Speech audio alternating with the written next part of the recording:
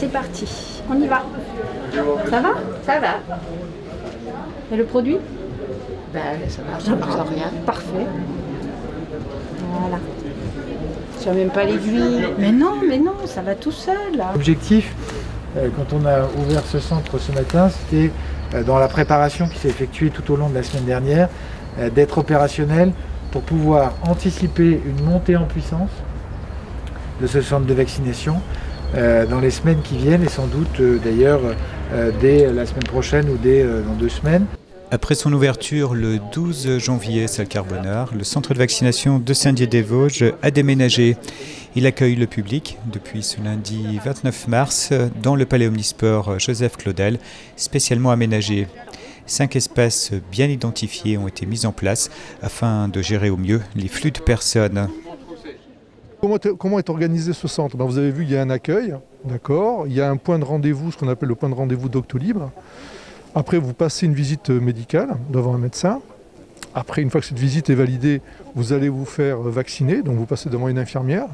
Et après, il y a 15 minutes de surveillance, de façon à ce que vous pouvez partir en toute sécurité, comme le prévoit le protocole en fait, sanitaire.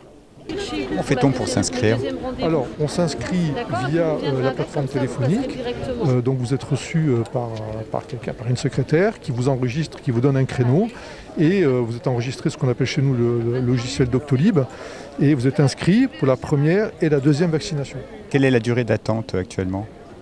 Nous sommes, dépendants en fait, du nombre de doses. Donc, nous avons de plus en plus de doses qui arrivent. Donc, il y a vraiment un arrivage massif qui est prévu pour le mois d'avril et surtout pour le mois de mai, puisque cette montée en puissance, je pense, sera dans sa plénitude au zénith au courant mai. Donc, il y a du délai d'attente et nous faisons notre maximum pour que les gens passent, puisque, comme l'a dit Monsieur le maire, nous sommes déjà presque à 9000 vaccinations sur ce centre. C'est passé comme une lettre à la poste. Oui, ouais. Alors, quels sont les vaccins là, qui sont dispensés et d'où viennent-ils? Alors, les vaccins ils sont donnés par l'ARS et sa plateforme logistique. En fait. Donc, nous avons 2 types de vaccins qui sont sur le marché actuellement. Nous avons le Pfizer.